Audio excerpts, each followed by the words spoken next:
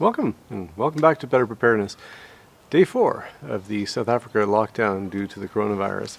And whatever you call it, wherever you are, more and more you're probably headed to a lockdown scenario.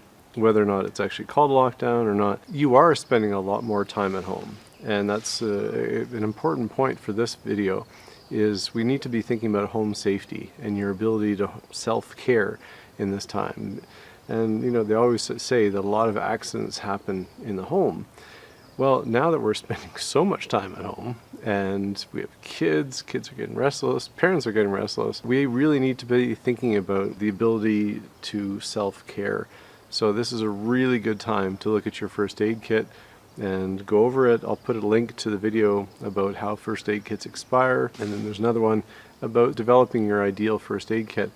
But we are allowed to move around, to go to the grocery store, to go to pharmacies. So yes, you can buy some things for your first aid kit. It's really important, I think, more and more with this. Healthcare systems could be a bit more overwhelmed in their ability to respond. So do a review of your first aid kit, open it up, look what's in it, what's missing, what has been used up.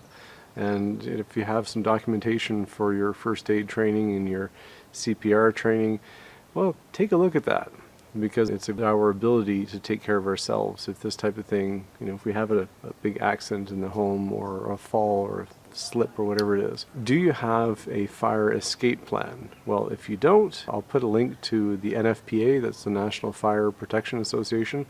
They have a really good little 2-pager. You could print that off and design your own home escape plan, and then you can review that with everyone in your household. In times like this, it's a good idea to make sure we're prepared for that. Look at your fire extinguishers. Where are they? You can put that on your little fire escape plan, and you can check to see, are the gauges showing that they are still operational? Are they still pressurized? And you can see, okay, where do we need to put them? Next, you have your smoke detectors, and you may have a carbon monoxide detector.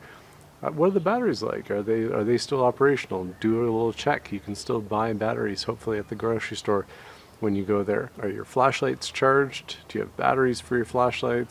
Where do they need to be? Is it your bedside table, kitchen, maybe one in each? So just think through things like your phone credits, if you have a phone that needs to be topped up with the internet, or if you need to buy internet credits so you have more internet time for your safety lights working properly. We have a South African military transport aircraft flying overhead. Not sure if that's a good sign or a bad sign. Maybe they're just practicing, because there's a military airport not too far from here. And while you're going to the pharmacy, think through what are the medications you need to have for yourself, for the people within your household. Should you buy an extra prescription or two of what you need? In case of household emergencies, it's a good idea to review those emergency phone numbers with everyone in your household. Let's just think through, how do we remove hazards? How do we deal with crises? And what are the supplies we need? So make sure you focus on that for today. Day 4 of South Africa's lockdown, but pretty much we're headed to a global lockdown. I don't know if I need to keep saying South Africa, but anyways, that's where we are right now. And your situation is probably a little bit different where you are. Stay safe, keep washing those hands, keep at a distance, and let's squash these numbers. Let's squash that growth curve of this coronavirus. Stay healthy. Thanks for watching Better Preparedness.